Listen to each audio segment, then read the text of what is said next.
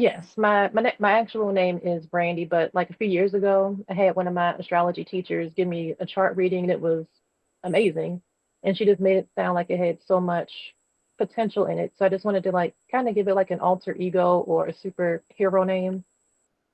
So your second house, you've got three planets in your second house. You've got Libra in your second house. Um, you may always be weighing up your options with regards to earning potential.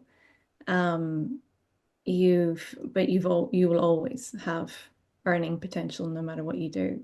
Mhm. Um, it's square that Capricorn South Node, so it's like, well, do I give up that thing that comes easily to me in order to move into that other space of exploring what it is that I truly love? Yeah. Having said that, though, I mean, if we're just going to simplify it right down and have a look, you've got a bucket chart. Majority of your planets are on the bottom of the chart. You have the introverted side of the chart, the internal part of the chart.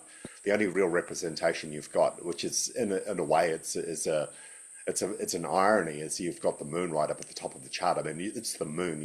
Water's your most underrepresented element. It's out there in the rest of the world, which means you've got to get out of your own mind and get out of your own logic and your heart and and especially your mind, and go out there and just experience it and things like that. Yeah, and having your Mercury, you should be a very good communicator. So I don't think you should second guess yourself. I think I think you're ready. You sound, I don't know how long you've been studying astrology, but you got a nice Mars and you got a nice Mercury and your moon's right up there, right? Gemini, good talker, good Now, one communicator. thing I do feel about my chart, I feel like I'm a much better writer than speaker. Hello, everybody, and welcome to the first chart reading group, Modern Astrology Chart Reading Group for 2025. If you're joining us for the first time, welcome. We put our videos up on YouTube. They are also going up on Patreon this year as well. If you're not subscribed, then by all means, just give that button a click and turn notifications on so you can keep up with what's going on throughout the year. Today, we'll be doing a chart reading group for Ivy, but as always, we'll just introduce ourselves quickly. So my name's Damien McKinnon. I'm an Aquarius Sun, a Leo Moon, and a Taurus Ascendant, and I am from Brisbane, Australia. I'm signing in from there today. I am Michael Pruitt. I am an Aquarius Sun, Libra Moon, Libra Rising, signing in from Noonan, Georgia, USA. I am Sandra Walker. I am a Leo Sun, Leo Moon, and Gemini Rising. And I'm signing in from Southwest Western Australia.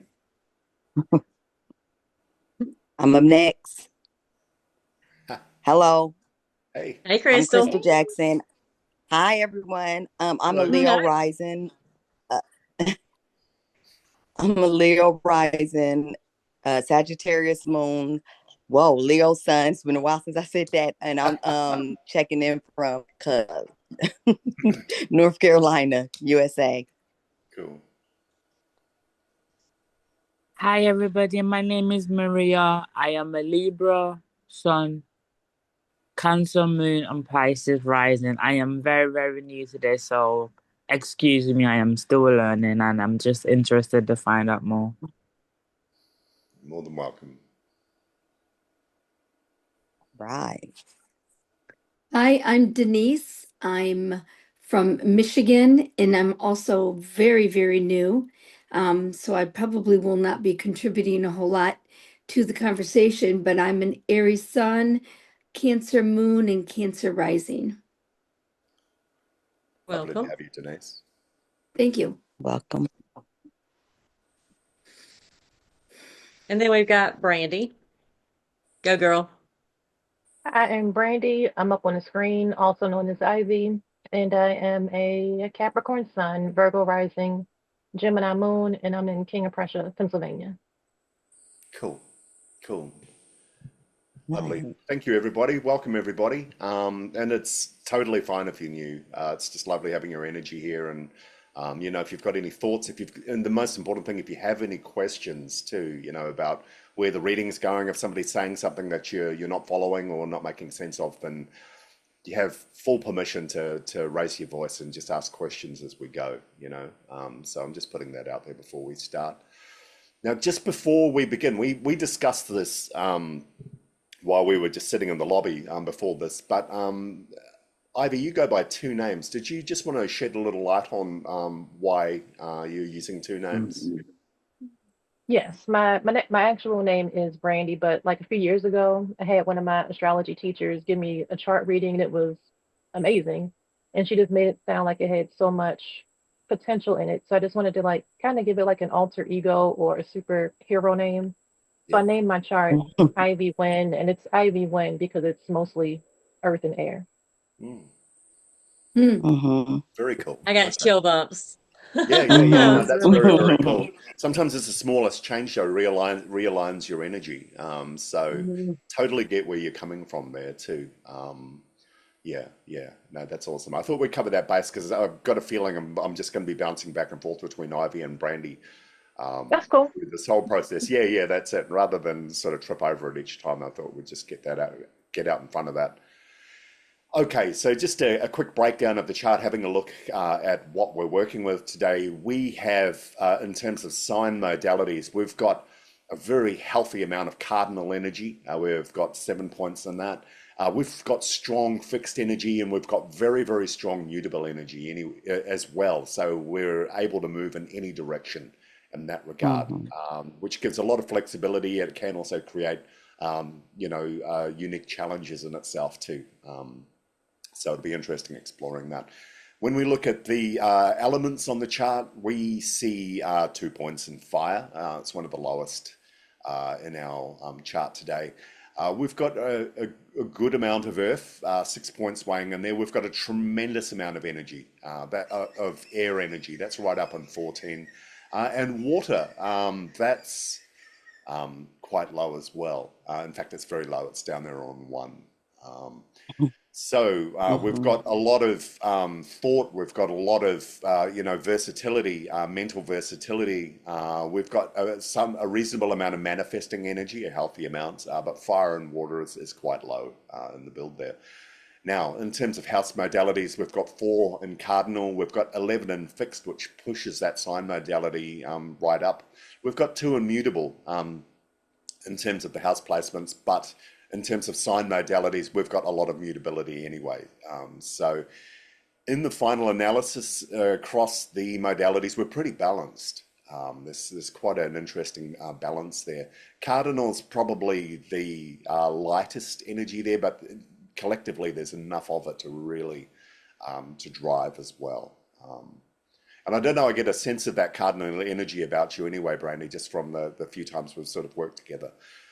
Now, the bucket chart type the chart type that we're looking at is a bucket chart, which means we've got a cluster of planets here at the bottom of the chart, and they all lead up to the handle of the bucket, which is the moon, right at the very, very top of the chart. So it's an interesting energy sort of breakdown there. Did you have a question, Denise? No, I didn't. Okay, cool. But thank you, though. You're welcome. All right, sweet. So we've got a very formidable amount of energy here. We've got a lot of balance in there. Probably the only 2 areas we're not strongly represented in fire and water. But hey, by design, we don't need to have a presence in every element in order to be set. I think my water's about the same as yours, Brandy. I've got 1 on my charts here, and I think the earth and fire juxtaposed. That's it. I've got a small amount of earth, but I've got a reasonable amount of fire, and I've got a ton of air. So we're pretty similar in that regard, I think. Did anybody have any thoughts just on that breakdown there? Anything they want to add or anything they want to question just before we kick off? No? To say how cool it is, I just realized, she's got the moon at the top. It's the bucket chart with the moon at the top, like you said, on the handle, and the moon is in Gemini, and she's got the 2 names. Yeah, I thought that was pretty cool.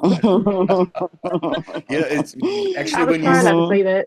Yeah, when you say that too, I think back to that moon planet workshop we did, that depending on the cycle of the moon, you've got the waxing and the waning cycles, and they're represented by their own individual goddess has got their own personality, and Yes. the full moon and the new moon are completely different as well. So I wonder if that's somehow tapping into that kind of energy. Um, and it's interesting that it's in Gemini, and we have a very, very strong air component in this chart. So that's a really interesting, again, another juxtaposition there. So, And in the 10th house, which is her house of yes, career, yeah, so. yeah, yeah, And at the eighth It's degree, actually, which is the in numerology, it symbolizes having faith. You know what I mean? Like yep, that's the infinity. So all of that in the 10th house. yeah, and it's conjunct her MC. So, Yes. we're here yep, to discuss her career. But also, Brandy mentioned that the reason for coming back to her original name now is for professionalism in her career. yeah. And so, that it all ties in beautifully because that two names, the career, all of it. So, I love the little subtleties. So I think this chart's going to be really interesting. It will be. It I will. I do have a question. Is this a whole house chart? Is that what you would This is call it? Placidus. We generally use Placidus. Placidus for the simple reason that when you're reading for personality, it tends to be a nice fit because the Okay. irregularity of the house sizes, you get things like interception happen and things like that, which add another layer of. I guess we're drilling down into personality rather than giving sort of an overview type reading, and especially when we've got a targeted reading, when we're starting to hone in on particular areas, I think we start to notice just a little more when you use Placidus. Okay. So, but that being said, I don't want anybody to think we're one of those groups that advocate only one house reading style. I know other members of the group use different styles, and look, I think that's fantastic. Whatever works for you works for you. The great magician Aleister Crowley said you can throw a newspaper down a set of stairs, and as long as you know how to read the whatever configuration you've got, then you've got divination. So I'm not here to lock anybody in and say that this is the only house system, this is the only way to read or anything like that. It's all Okay. exploration. I invite people to do it and bring back what they find. So, but for the purpose of these chart reading groups, we tend to use Placidus. Okay. Thank you. Because and because it it takes into account the birth time. So this is a snapshot of the sky at the moment that she took her first breath. So that's how we get that this is more of a personality chart. So this is going to be her default settings, her blueprint. Gotcha. Okay. Thank you. No Hmm? worries. Good question. Yeah. Yeah, so there's a lot of interesting stuff happening on this chart. I get a sense of oh God, it's quite I keep using the word juxtaposition, where you've got two opposite things happening at the same time. And I get a sense of that when looking at it. When I say that, I'm talking in terms of energy. I feel like it's interesting that you gave that feedback that your previous astrology teacher gave you such a positive read on this chart and said, there was limitless potential in it. And I agree, but it comes with some interesting. I don't want to use the word challenges. There's the locks that need to be picked, I think, in order for this to move forward. So that being said, right at the center of the chart, built right into the heart of it, is this beautiful grand trine.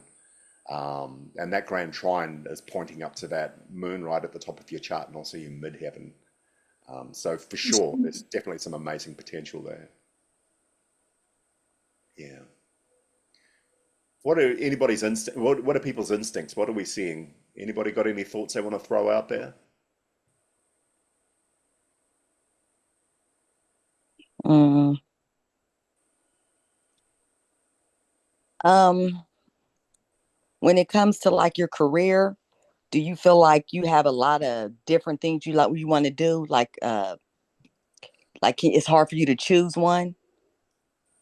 Over the course of my career, like I've been working since I was like 14, but I would say since I was an adult. Like I've done so many things. Like I've had like one Hmm. base career. So I work Hmm. in finance. That's like my base career, but like I've always got some type of side hustle. There's always something going on.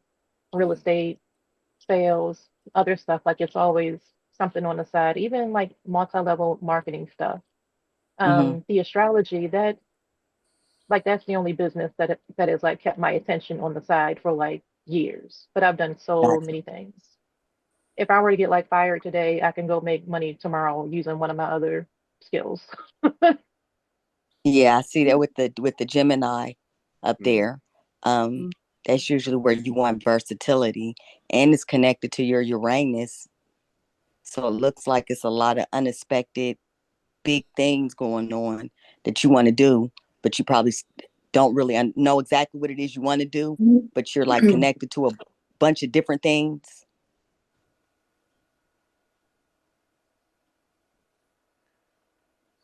I think Yeah, that that's Yeah, what I so got.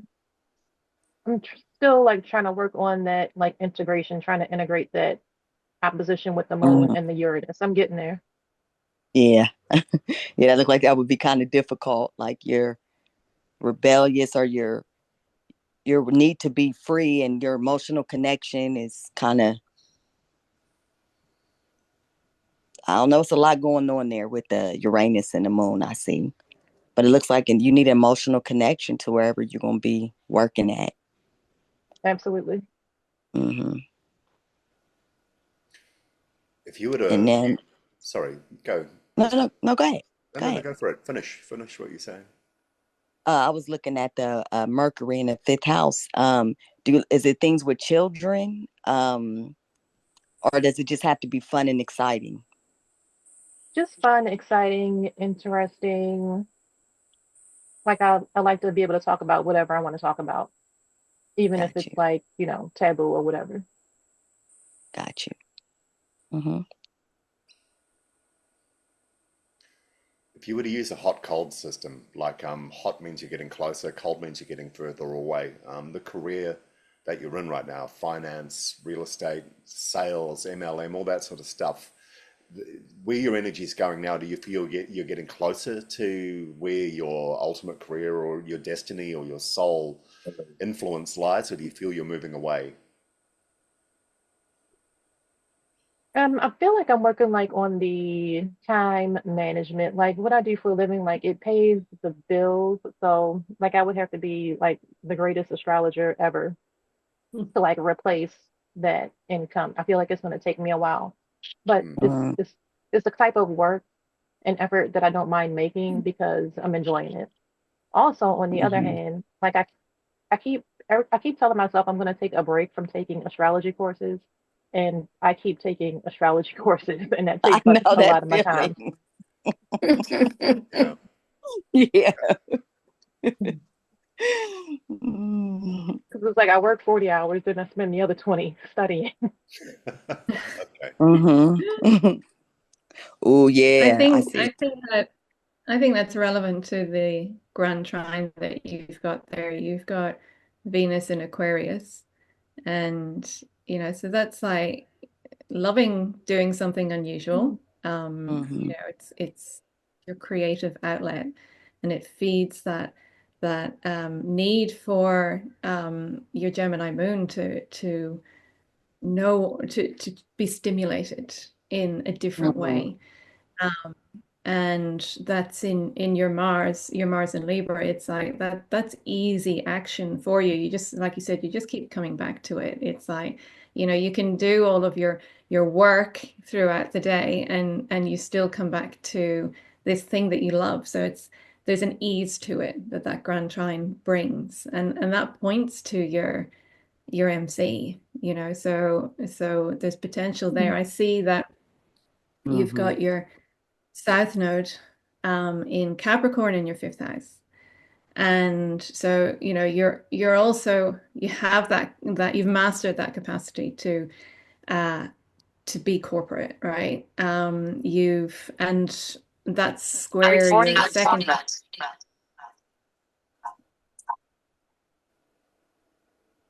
Did someone want to say something? Oh, I think it's an echo. I'm Yeah, we're getting a bit of yeah. feedback. Mhm. Yeah. Alrighty. Let's see if it continues. Um, so your second house, you've got three planets in your second house. You've got Libra in your second house. Um, you may always be weighing up your options with regards to earning potential. You will always have earning potential no matter what you do. It's square that Capricorn South Node, so it's like, well, do I give up that thing that comes easily to me in order to move into that other space of exploring what it is that I truly love? Because you just said, you would need to be the best astrologer ever to earn what you earn already. But maybe there's a leap of faith that's required there, maybe. You've got that. It's also that second house is also square your North Node, which is in your 11th house. So that's, to do with serving others. And so is the work that you're doing to earn the money in service to others? Because that's where your North Node is directing you. So again, the astrology would bring you into service to others. And that's where the ease is in your chart. Now, I don't know if you guys like believe in reincarnation or not, but with my South Node right with the sun in the fifth house, like I strongly feel like in a prior life that like I sacrificed happiness or sacrificed something in order to, make money and go along and get along. And that I may have even been doing like risque things for money, taking risks. Or maybe in a relationship that was like, more so about money, like some more so about survival than thriving. You know what? Each time you've come into the group, because you say very, very little, and you listen a lot, but my impression of you has always been Capricorn energy. That's always struck me first. I would not have picked Gemini if I hadn't seen this chart. So you carry yourself with a lot of Capricorn energy. That's what I see from the way you sit, the way you present, when you speak, and things like that too. So, and it's interesting that you talk about this past life energy with the South Node there. I think Sandra's really hit on some really, really interesting points here. Because we've got two real beautiful placements on your chart. One is that grand trine, which we were talking about before, but you've also got a T-square between your North Node, your South Node. And that connects up with Saturn and Pluto down there in the second house, which is at its worst, fear and loss. So the fact that you're able to say that with confidence that even if you got fired today, you'd land on your feet tomorrow and you'd still go, means that you've come a long way in overcoming that pattern. For other people, that pattern could be catastrophic. I think your Capricorn energy is so strong, your creativity and your versatility is so strong that it's in there. In terms of your question about how we talk about reincarnation, I think esoteric astrology, at least from my point of view, is something I always bring into a reading. Whether it's something that's done directly, or whether I talk about it as past habits or things like that that are happening in a lifetime or instincts. It's really your relationship with your client will determine how that comes out. But I'm a big believer in that sort of stuff. When you look at it from that point of view too, that opens up another interesting possibility on the chart, because in esoteric astrology, the moon represents the past life as well, the present of the soul, and the sun is the present incarnation. So we've got a sun in a present incarnation pattern that's tied to the South Node. So even that's you're utilizing old, potentially redundant energy that you don't need anymore in order to live a fulfilling life. Or if you were to live through that energy, it can actually limit your options in the present life. And then at the top of the chart, you've got this moon and this beautiful pattern with this energy as well. We're talking about past life energy, this incredible mental versatility, mutability, all of that sort of stuff. And it's a really stark contradiction to that strong Capricorn energy. And to be frank, it does not surprise me at all that you've got two different names to manage two different personalities. They could not be more opposite to each other. But the interesting thing is, if we're looking at it from a past life point of view, they are so deeply entrenched in you. In a way, you're compartmentalizing. by Hmm. bringing those, by separating those two personalities, and rather than trying to balance both at the same time or suffocate one with the other, you're allowing both. Hey, you're doing it in the classic Capricorn way. You're time boxing. 40 hours per week are going to your Capricorn personality, but you're also delegating another 20 hours off to your Gemini personality as well. And I think just that statement in itself gives us an idea of what we're working with today. So, yeah. I just thought I'd throw that out there. You did talk about past life stuff. I think past life stuff Yeah. is very, very strong on this chart. And I think it's the key to a lot of it. In a way that that T-square you've got there for other people could have been a hamster wheel that they can get lost in. We did a chart reading about a year ago for a gentleman who was on the cusp of a career change. He was in a real dilemma between what will make him money and a lot of money, and also what would make him happy and fulfilled spiritually. And he had such a Mm. strong pull towards both. And one was driven by fear, responsibility, and, a sense of identity. He identified with the persona that he had that was earning and doing stuff, but he wasn't happy. It wasn't fulfilled. So, and I'm not saying the same, that emotionally you're experiencing it the same way, but I do see the same conundrum. You've got this T-square, which is Brandy, and you've got this grand trine, which is Ivy, living parallel. Yeah. That's so accurate. And I think between like this summer and next summer, Uranus is going to be crossing back and forth over my midheaven when it retrogrades. Okay. So I'm That's interested to interesting. see how that plays out. Yeah. Care to speculate? Mhm. I'm just excited to see what happens. I'm one of those weird people who like loves to see what's going to happen when Uranus comes. Sure, sure. I don't think there's any planet that's pointless to speculate about. It's probably Uranus. Um, but yeah, it'll be interesting. It'll be interesting because I think, like I said before, that T square there's interesting in that it's a locked in pattern and it's strong. And even the times that I've met you and the times to talk to you, even talking to you now, that's who I feel I'm talking to. You know, um, yeah. I don't think I've met your astrology yet. Mm. Yeah. Anyway, just throwing that out there. Any other thoughts on that?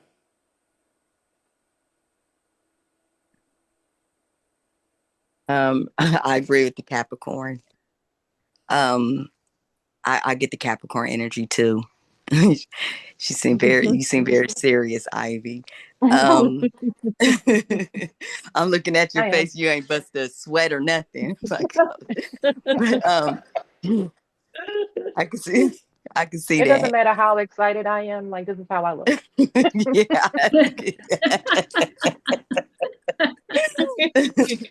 One water, two fire, people. That's what it looks like. Okay.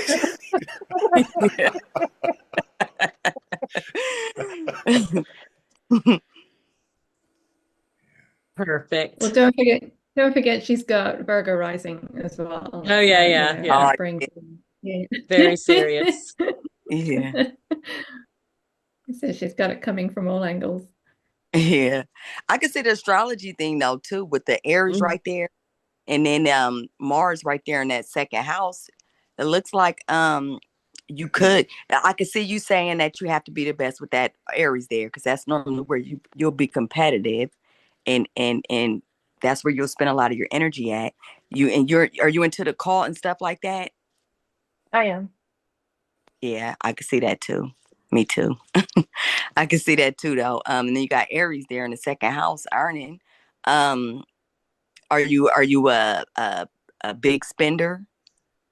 Like I when you am. come to, I could see that with the Mars there. Um, how does that Saturn work for you in the second Now house? with my Mars, it is in detriment. So I always like think to myself like how I'm being affected by it being in detriment. Like I am Mm-hmm. aggressive when it comes to like money matters and money things, Mm-hmm.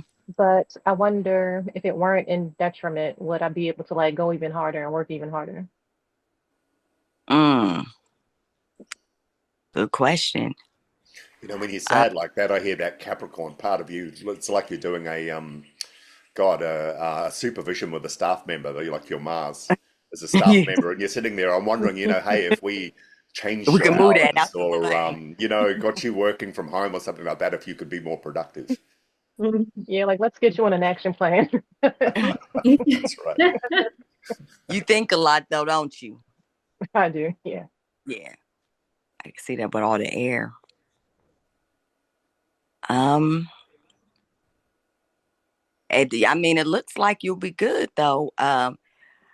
With the finance, I guess I could see that in the second house, but I don't know. I don't see that. I don't see you doing that forever. Um, I do see more of well, I think you're gonna always need you're gonna always need to be versatile.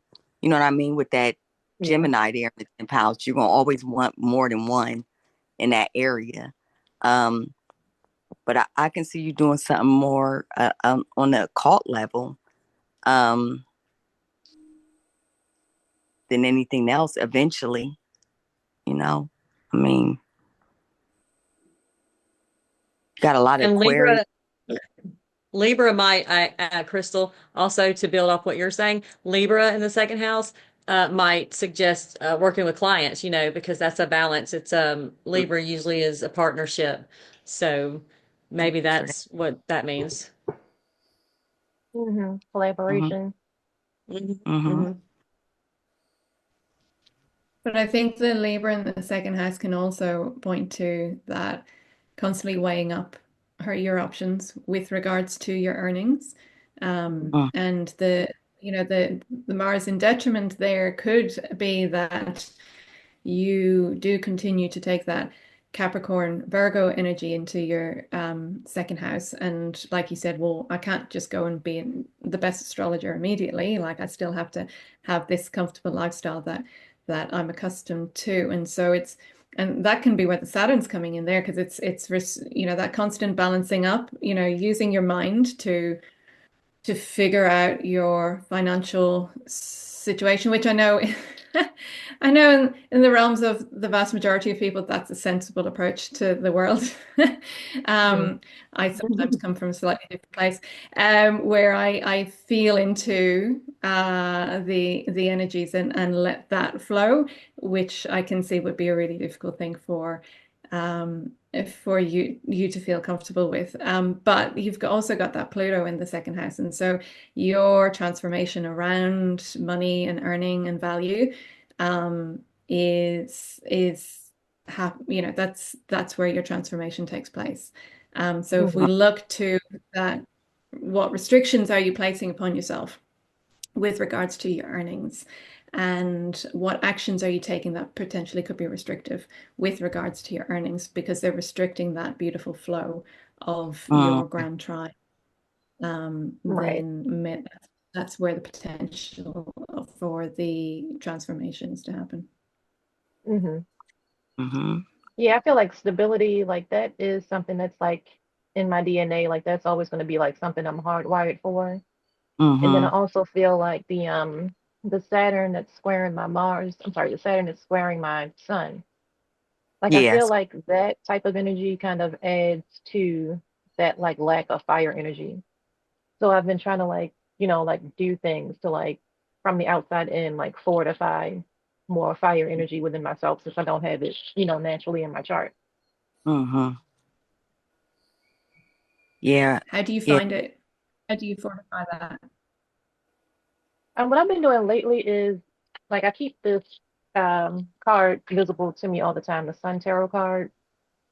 And then also like I'm into astro mapping, so I remote access to my sun line. It's in I think Queensland, Australia to be exact. So I remote activate to that line. Okay. And I feel that. It's Like interesting. Mm-hmm. yesterday, I went to Such an the store and earthquake like right attack before I chart. went to the store, like how my face always looks like this. Like people don't talk to me in public. But the other day, I went to the store and like people just like kept talking to me. Oh, interesting. Yes, that is interesting. Mm-hmm. So how did you respond to that? I was like, oh, it must be working. It was proof. I wrote it down. Go. It's interesting the way That's you cool. package all of that, though. It's got such an earth energy sort of label on it. You know what I mean? You know, the manifesting process and how you've sort of approached that too. It works, and you know, you're seeing results for it too. But you've taken such a Capricornian approach to doing that in a way. You know, you get this strong sense of that sort of energy in there.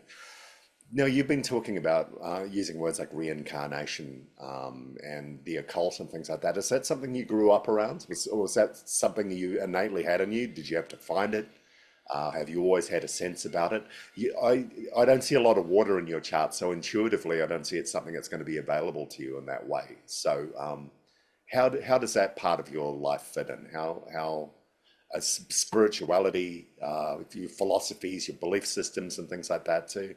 Because again, too, just touching on Um, what you're saying, where fire is on your chart is either unpredictable, faith-based, or in detriment. You know, it's something that's on lockdown, really. How have when I you? was young, one of my grandparents had like a church, but it wasn't a traditional church. He's passed away now, so I don't really know all the details. I just know it was like more so about spirituality and not necessarily a whole lot about religion. Sure. And then one of my good girlfriends who lived up the street, her mom was into tarot and occult and all of that. So I'd be at her house all the time, and that's what we were into. Okay. Is that something you could bring home as well? Was that did you have a nurturing sort of environment where you could be that person? When I was growing up, Yeah. as long as I didn't take it too far. Okay. All right. Like my Well, mom, she may have been okay with a book, but not a deck of tarot cards. okay. That's an interesting one. Did you say she was okay with the occult but not with the tarot? Uh-huh. That's interesting. That's for many people I know it would be the other way around. The occult seems to be a more powerful word, has a more of a negative connotation for a lot of people. Yeah. You know, from a mainstream religion point of view. So that's an Mm. Hmm. it's an interesting contradiction there. I think it Um, was about the divination aspect of it, I think, because sure. my grandmother, like I couldn't even bring like regular playing cards to her house. Mm. Okay.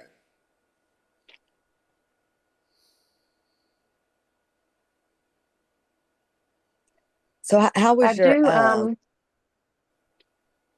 go ahead. go ahead, Crystal. I was just gonna ask how was you with your friend groups? Um Now or when I was growing up. Like right now.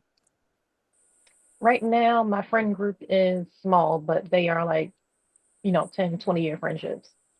And so Mm-hmm. I have that subsection of friends, and then I have like my online astrology friends that I've met in the past few years. Got you. Do your Okay. mainstream, like your people you work with, your family, things like that, do they know you're an astrologer?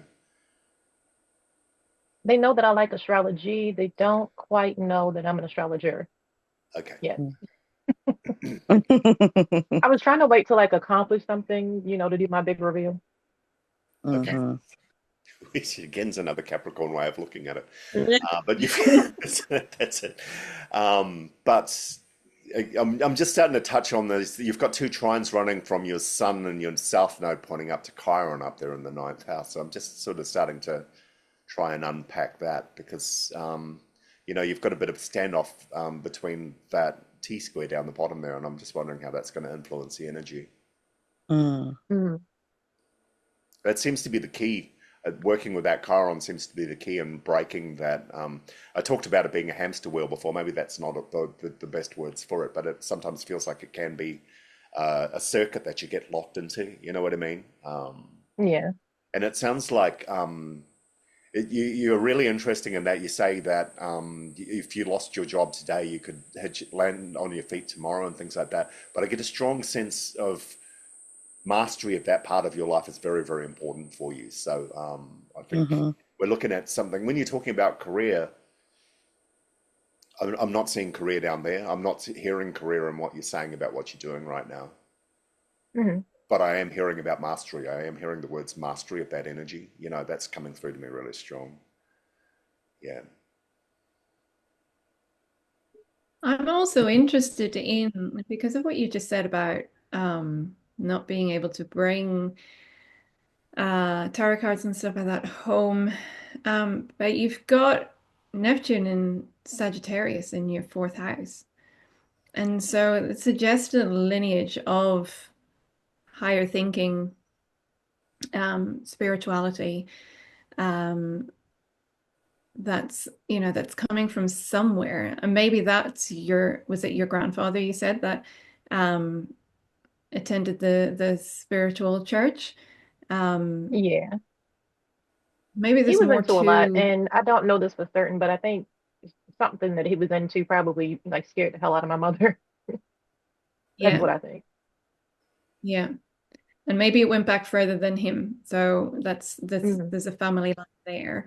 That is that's sextiling that transformation. Yeah. And the Pluto and the Saturn in your second house. Um, hmm. Hmm. I think you're on the money there. That sextile speaks a lot about that home relationship as well. There's a lot of yeah, really interesting stuff coming off that pattern there. If we were to stand back and just look at it from a karmic point of view, about what you were here to do in this lifetime, it's not at all about not utilizing and strengthening and consolidating that Capricorn energy. That's what we came in this lifetime with. That's our toolbox, but it's not the be Mm-hmm. all and end all. And there's other elements that are touching on it. We've got the that sextile that Sandra is talking about, that transformative process there in the second house. I think that's vital to understanding that T square. And we've got these two trines running up to Chiron up the top there, which will put the brakes on that, especially since it's in Taurus. We're not going to rush into anything when we're dealing with that. But we are going to check in every once in a while to see where we are and how that's going to blend in with our own philosophical tool set, because I think that in its own vicarious way is a bridge between this T square down the bottom and this grand trine. That's philosophy, spirituality, all of that sort of stuff, and that's going to help us understand that moon in the 10th house a lot more. Um, like I said before, I don't think career is something, what you're doing right now is not your career, it's your money maker. It supports your Mm-hmm. habits. I think it also ticks a lot of internal boxes that you need to be practical, you need to be working, and you've got all this. You know what, when you said that your previous astrology teacher said that you'd have all this limitless potential, I think anybody who looks at you would be a believer. I think it's all in there. It's like your eyes seem to be looking at the future and with absolute clarity. So I would believe that. I would believe that just from looking at you. I think Hmm. you're just trying to gather and collate more data right now before you make that big push. And it's interesting That's now too accurate. that yeah, and it's interesting now that you've chosen this as a time to let go of the Ivy persona and to start bringing it all together under a more professional brand, if you will. Um, yeah. So I think that Chiron up in the ninth house is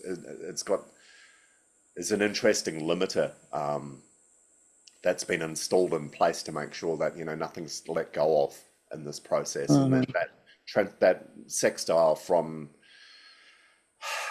from Sagittarius, sorry, from Neptune down there in Sagittarius off to Pluto, which is a really, really interesting placement that Sandra put her finger on. I think they're your two limiters. And they're also, I think, the two ways that will help you take that energy from that T square and apply it where you want to apply it in your life. I think that's where the keys are. Hmm. I see Mm-hmm. that. And also interesting that you mentioned talking about trying to bring more fire into your energy. I would also work with your water because your north node is in Cancer. Hmm. Um, that's where you're moving towards. That's where you're aiming to achieve mastery in this lifetime. Um, and that's water. And so I guess, without bringing more of that water element in, that could feel more difficult for you. Hmm. Mm, yeah. And I believe that's a critical degree, that and the 18 in Chiron. I think them are both critical degrees. Yeah. Yeah. Mm. I see I guess I'm looking at the squares. I see your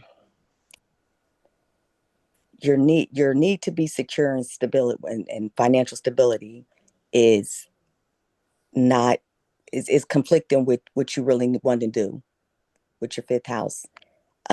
Because a lot of your tenth and your first house is in your fifth house. And then I see it going up there to your aspirations and gains right there. That square as well, coming from your finances. So it's almost like I could see where you're saying that's where that fire is not lit right there. And I think it's just a pure. I think when you break it all down, it just comes from your security and what you really want. That's really might make you happy. And then you got your moon. So what you need emotionally is having a, what am I trying to say, down there with your, it's squaring with your finances and your fifth house as well. So all that might be something need to be worked on. And I know it's hard when it comes to financial security. Um, but I think maybe that's something, and I don't know, because that Libra in the second house, my sister has that too with her finances, and she don't be trying to hear none of that. Um, she don't. She Hmm. it's you think a lot in that area when it comes to your money and stuff, and being secure. It's kind of like always needing it to be okay. I don't know. And the Chiron, it looks like it has something to do with maybe uh, uh, as a child not being able to express yourself freely spiritually. That might be where the wound is. So that do look like that's a big factor in the chart. I don't know. I just see it may be some fear going on. That's what I see mainly. But as far as an astrologer, I think you'll make a excellent one, Hmm. based on your placements. I really do. But I know taking that leap is not easy when you got all that stuff going on in the second house. Right. And I'm not getting any younger. Like, I definitely don't want to let my brand try and go to waste. Right. Mhm. Yeah. Having said that, though, I mean, if we're just going to simplify it right down and have a look, you've got a bucket chart. Majority of your planets are on the bottom of the chart. You have the introverted side of the chart, the internal part of the chart. The only real representation you've got, which is in a way, it's an irony, is you've got the moon right up at the top of the chart. I mean, it's the moon. Water's your most underrepresented element. It's out there in the rest of the world, which means you've got to get out of your own mind and get out of your own logic and your heart, and and especially your mind, and go out there and just experience it and things like that. The only other real things that you've got up in the northern hemisphere, I mean, if we were looking at it from a really, really fundamental chart, we would not have Chiron. Uh, you know what I mean? We just bring Hmm. Chiron on because I think it's really, really important to understand the psychology of a chart. You've got what could be with the North Node and what might happen if I'm not careful with Chiron up there in the North. So you don't have a lot of encouraging energy up there. When it comes to Hmm. starting fire, you only need three things. You need heat, and you've got 2 points in fire, so that's fine. You need oxygen. You've got 14 points in Right. air. So that's all there. You got no problems with that. You just need fuel. That's the missing component. Hmm. You know what I mean? You have those three things, you can start a fire anywhere, anywhere. And earth is, in a lot of ways, is the enemy of fire. It'll smother it. That's how you put fire out. That and water. I mean, water's the best of that, but we don't have a lot of that. So, in terms of your makeup, you're supposed to have a lot of earth energy, but it's not supposed to be the be all and end all. Not if you want that fire energy. And Right. if you, at the end of it all, if we're just simplifying and standing right back there, what I'm seeing here too is you've got to get out of your head, you've got to get out of your own internal thought process and evaluation processes and get out there and get in your heart. In Gemini, which means you've already got the major handicap of trying to work with a moon with almost no water on your chart taken care of. Gemini will do all the heavy lifting for that, and it will do it quickly. And you've got all the tools down there to utilize it. So, you know what I mean? Fire, I Yeah. think, if you can find a fuel source, something to burn, you won't have any problems with fire. You've got all the air and just enough heat to start it off. It only takes a spark to start a fire, as long as you've got those Mm. other two. So, What do yeah, you mean by fuel source? well, you've got to find something to invest in at the moment, and I think you're on the cusp of it. I mean, like I said too, I think how you've been approaching this whole personality thing with Ivy and Brandy, two separate people. I think Ivy's where the fire can be, but I think Brandy's the one who's going to bring the matches. You know what I mean? Okay. So Okay. you've just got to connect those two up, and you're already talking about. I mean, it's interesting. It's interesting that you've solved this compartmentalization by using the word professionalism. You feel it's more professional just to work under the same name, which means that we're talking about a whole lot of Capricorn energy, but that Capricorn's going to have to deliver. You're going to have to, in order to pull that off, you're going to have to still find a way to integrate that Gemini moon at the top of your chart, because that's where all the Hmm. potential is. That grand trine is the one that's going to start the fire. You know what I mean? You've got a nice Yep. foundation to put your fire on. You've got all the oxygen that you need. You're able to provide resources and have everything that you need. And I've no doubt if that fire gets too big, you can put it out like that. You won't have a problem, which is not what you want to do. So at the end of it all, I think you've got to let go, get out of your own head and start working with other people and start getting out in the world. Start using the top half of the chart Hmm. in order to do that. And that's, you know, that points beautifully back to that Neptune and Sagittarius down there. That's exactly what Neptune and Sagittarius would do. That Neptune and Sagittarius, you know, is very, very comfortable up in that house. Mm. And I feel like there's the same message coming through from the Chiron in the ninth house as the Neptune in Sagittarius. You know, there's the anticipation of pain by diving into that higher knowing. But you've got Taurus there as well, so you can ground in that higher knowing, but there's an anticipation of pain with grounding in that higher knowing. Your grounding, your foundations are built upon your financial stability currently. And this is Hmm. potentially asking you to go to that higher level. And it's the same with that that Neptune in Sagittarius in the fourth house. There's fogginess, there's the disillusion with regards to spirituality and higher knowing, you know, probably coming from your mother, or the consequences of your grandfather, whatever his involvement was, that wasn't accepted, and that energy being passed down. So there's a mistrust of this higher level spirituality, but you actually have the capacity to ground it in if you can open up and surrender to it, and then access that beautiful grand trine. And that's the right word, surrender. You've nailed it. Compartmentalization is a problem-solving tool, but maybe there's not a problem here. You know what I mean? Mm. Yeah, So if you can surrender to that and ground that in, you can actually use some of that mastery you have in Capricorn to create the career that you actually want. Hmm. You know, because you've got all the base skills there. You've like nailed it in so many different industries, and you know, you've applied that Capricorn to so many. You've like tested it out. You've been doing R&D all this time, and now you just actually need to embody that spiritual aspect of your being and apply that same technology to it. maybe not look at that Capricorn energy as money-making energy. Look at it as manifesting energy. That's what Capricorn rules at.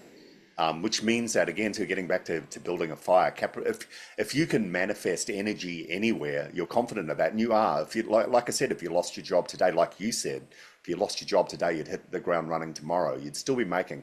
They've just got to rebrand and repackage that energy into something that's more broad spectrum than just money. Because as long as it stays just money, and I'm assuming when I say that, I think you're way ahead of of what I'm saying. I think there's a lot more going on inside than we're probably seeing.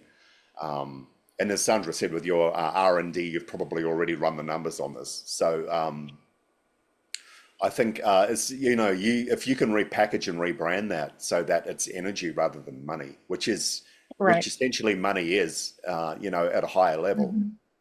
I think you're standing next to the switch to a nuclear reactor. I mean, I think you can start a fire anywhere that you wanted to. But I think, again, too, the problem and challenge that comes with mastery is it's a very difficult thing to step out of. Once you've got something, mastery needs to be maintained. It's like bodybuilding, you know what I mean? The second you stop doing it, it all goes away. So maybe there's a bit of fear about that from a Capricorn point of view, which is so practical in that regard. We just need to upgrade it so we're not producing money, we're producing energy. And I think when you're doing that, you can pretty much do anything. Right. Yeah. And that, I think that converts it into a currency that Gemini can use, you know, energy. What are your thoughts? I think we've talked a lot here. I know you've sat there and you've heard us out. So where are you at with this so far? I've been taking notes. The Capricorn side of me wants to read this again tomorrow.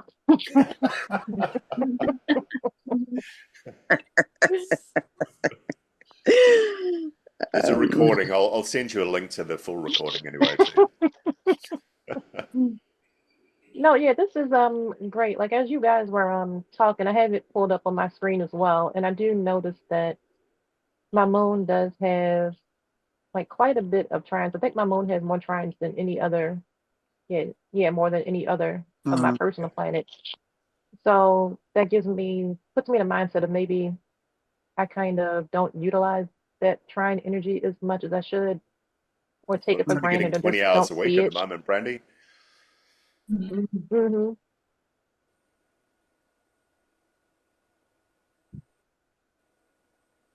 What was the Yeah, I think I'm question? gonna focus on. I'm sorry. Oh, I thought he asked the question. I was asking what was the question. I was just asking for feedback, how she's feeling about where we are at the moment. Everything is feeling super accurate. I like the idea about the fire and the fuel source. Like that makes a lot of sense to me. And even when you like said that, when I look at the chart, like visually, it kind of almost looks like a campfire. Like that made a lot of Yeah. sense to me. Mhm. That's the alchemical symbol for fire, the triangle pointing up. Hmm. Mhm. Mhm.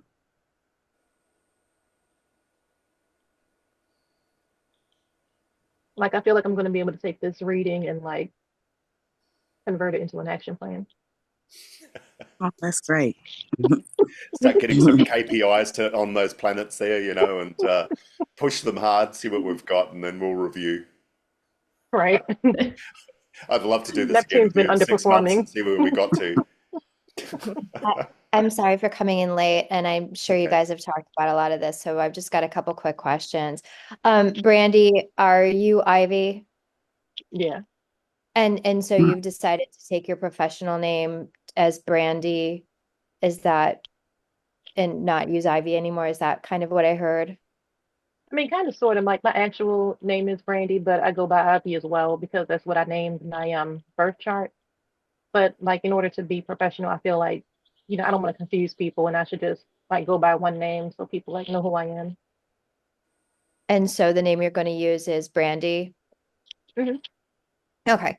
Okay, just try it. It was like, okay, I'm pretty sure this is her, but I was just trying to see. Now, do you mind me asking what you do as your job right now? Currently, I work in lending and in finance, and a lot of like consumer protection stuff. Very Capricorny. Yeah. Okay. Um, what I just kind of briefly see just on my side is that you have a lot of like individual stuff that's been going on in your life. And when I look at your North Node, I think that that's part of you wanting to become an astrologer. And so you're following more of your soul essence of breaking out of all of that individuality and all of your Capricorn and all this going on down here. and then working your way towards a more, especially North Node in Cancer, right?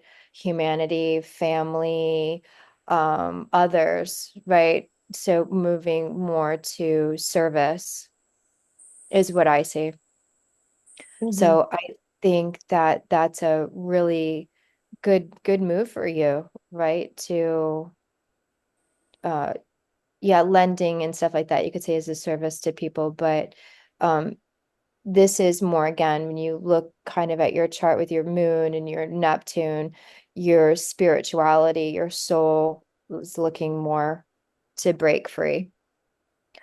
Because you've already, in your past, you've done all that Capricorn. You've got your south node down there. You've already done all that. Now you need to expand. That's true.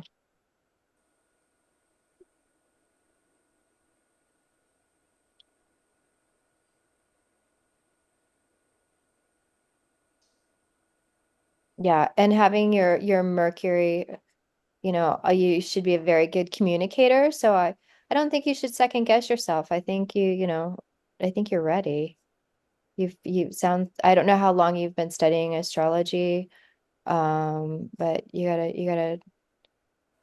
a nice Mars and you got a nice Mercury, and your moon's right up there, right? Gemini, good talker, good Now, one communicator. thing I do feel about my chart, I feel like I'm a much better writer than speaker. That And I comes out very haven't strong quite as figured that well. out. Because of what? Maybe you just write your charts down when you do your people, you write them down, right? So you can take a good look at it. So that way you're able to then verbalize it. Mm. Writing it down first might be better for you to write it down first. Is And yours? maybe because you've got Mercury at 2 degrees, and that's the first decan. So maybe, before you speak, you write. So with your Mercury being in the first decan at 2 degrees, you're more of a writer, and you morph into a speaker, which is kind of what I've done too. I prefer to write, but the more I write, the more I find myself speaking. Mm. So that may be why, maybe That makes because your sense. Yeah. Mercury and your Mercury being an Aquarius, I mean, obviously, you're an excellent communicator, whether you're writing or talking or however you're communicating. Go We've ahead, got Megan. also Sorry, Sandra, go ahead. we've also got Jupiter in the third house. So that and that so I'm looking at Jupiter in the third house, North Node in the 11th house, and that Mercury in Aquarius. And so there's a very real possibility that you are actually a writer, that's going to be your mode of communication. And because that allows you to reach a wider audience. You've got that Jupiter in third house, so like that expanded version of communication, that North Node in the 11th house, reaching so in service to humanity. That maybe your role is not to work with individuals, but to work with a wider audience. And you've got all that Capricorn energy. You've actually got the capacity to sit down and write a book and set yourself deadlines and goals and achieve it, and not get lost in the lack of motivation, because you've got all of those skills already. Mm-hmm. So that could very well be exactly what and then you've got the freedom as well, to communicate in the way that you want to, and to you've got Uranus there in your third house as well, and so you can use that Capricorn to impose structure upon yourself, but still have the freedom to completely indulge in that, in what you love. There's your Venus in your Yeah. Aquarius, Venus in Aquarius, and communicate that to the world. You know I've what? been toying around with the idea of like doing some type of like group coaching program Yeah. like centered around astrology. Mm-hmm. I would like to be Yeah. able to do that this year, but I just have to like take some time and look at the election charts. Yeah. It won't be until it'll have to be till after April and May, after all the Maybe you don't. retrogrades. Maybe you don't need to No? wait. I mean, again, too, I think, Hmm. I look at what, just building on what Sandra said, you've got this quincunx running from Jupiter up to your moon at the top of the chart. And let's assume from an astrological point of view, from the Ivy point of view, the moon's where it's happening. Yep. And we've got this grand trine built around that. You've got the classic quincunx pattern. You've got two squares running off to Mercury and to Venus off there in the fifth house, and you've got two trines running from those planets up to the moon at the top of the chart. So what that's saying is the quincunx is a compromise pattern. It's where you've got to find balance in order for energy to flow. The squares say it's the writing's only part. The squares are saying the writing's part of the process. The friction that this whole pattern creates is giving you fuel to write, but the trines probably represent publishing that work, getting that work out there. You know what I mean? Mm. So it's not enough for you to be a writer. It's more important for you to be a published writer. And that's what that's Hmm. saying. And that's something that, hey, your Capricorn sun's going to latch right onto because it's profitable potentially. And you know that it's something that you can plow energy into. And maybe that's the fuel. You've already got a fuel source. Maybe that's where the match lies, is starting to publish your work. Not, and again, too, you've got this pattern where you've got all the planets at the bottom of the chart. So you're possibly able to internalize yourself to death on when the starting date is, if you're not careful. You said yourself that you're worried about missing the boat and waiting too long and Right. things like that. So maybe it's time to just start. You've got all the information, you've got all the data, collate it, write it, put it out there, and that will create new data for you. So, and that will help unlock that Jupiter at the bottom of the chart too. You'll start activating that quincunx that's running up to that moon at the top of the chart. At the very least, it's going to start the cycle rolling. It's going to get the wheel turning, get that grand trine rotating on your chart. And that may be Mm. just the way to start a fire. You've got all the ingredients there. That might be where the match is. That sounds good. Yeah, start Hmm. publishing. You're speaking my language. Yeah. You said Hmm. publishing a book and money. Yeah, Hmm. Yeah. yeah, Yeah. exactly. So, that'll appeal to your Capricorn. And that could be where the transition happens, the process. And you're talking about completely out of the box ideas. So when you're talking about that, you're not talking about Capricorn. You're talking Gemini there. You're finding different ways to approach and solve particular problems out there, and it's potentially profitable for you. Mhm. Yeah. So don't Yep. wait. You got. If you've got it, start publishing it, and that'll create data for you. Okay. Yep. I agree. You got the Venus, because Venus is ruling your ninth house as well, and it's down there in that fifth house and your ninth house of publishing. Yep. I agree with Sandra and Damien. I see it. Now that y'all brought it up.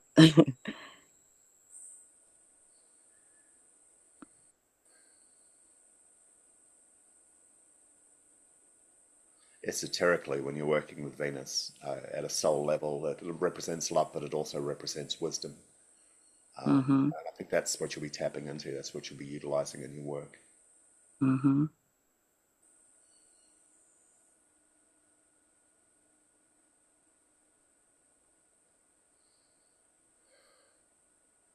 And in that, I think we've touched on every planet in the chart. Managed to construct a fairly decent action plan. Projections, we've got projections in there. We've got the ability to start production straight away. Or as close to straight away as responsibly possible there,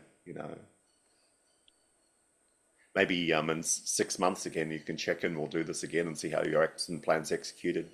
You might be ready to Okay. go public by then.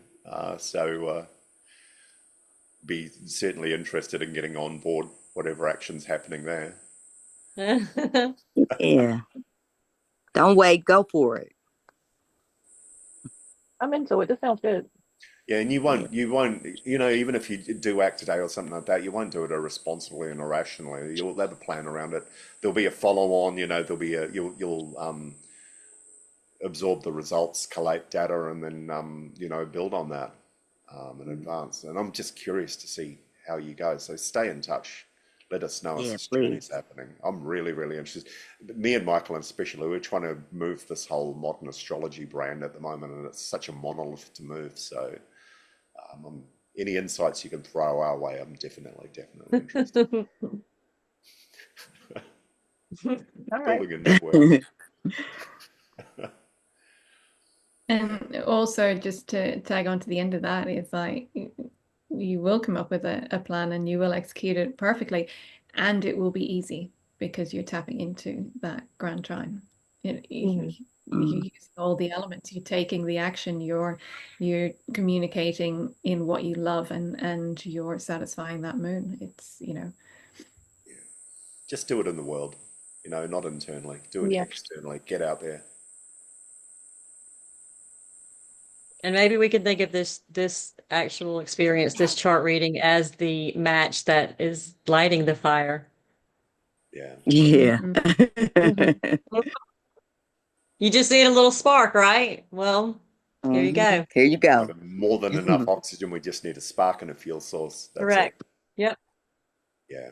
Plus a couple boots in the behind, right? From all of us. Yep.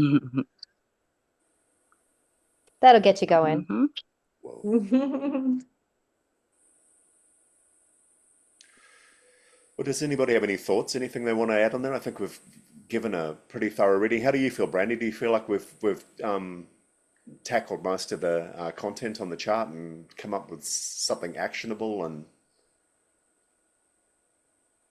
I do. I feel inspired and ready to take action, and I really loved hearing like everybody's insights. 'Cause everybody, reads so different.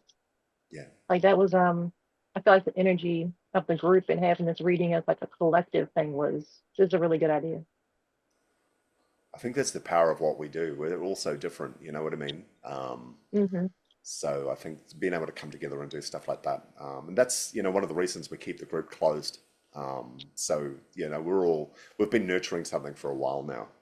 So I think that's something that's built over time. Thank you for sharing your chart with us. It's a fascinating chart.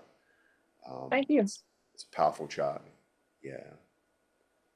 Does anybody have any thoughts or any extras they want to add on there, or final notes, or anything like that?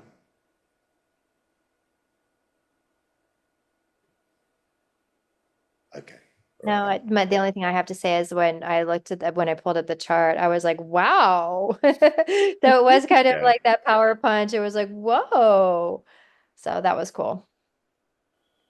Yeah, the moon up there at the top like that. Just, I Mhm. mean, it's yeah, right, sitting right there on that midheaven in Gemini. I mean, at 22 degrees. I mean, at Yeah. 8 degrees, at 22 minutes. It's just like, wow. Yeah, It just jumps out at you. You know what I mean? So, Yeah. well, to me. right. With the grand trine, and it's just like, Mm-hmm. whoa, okay.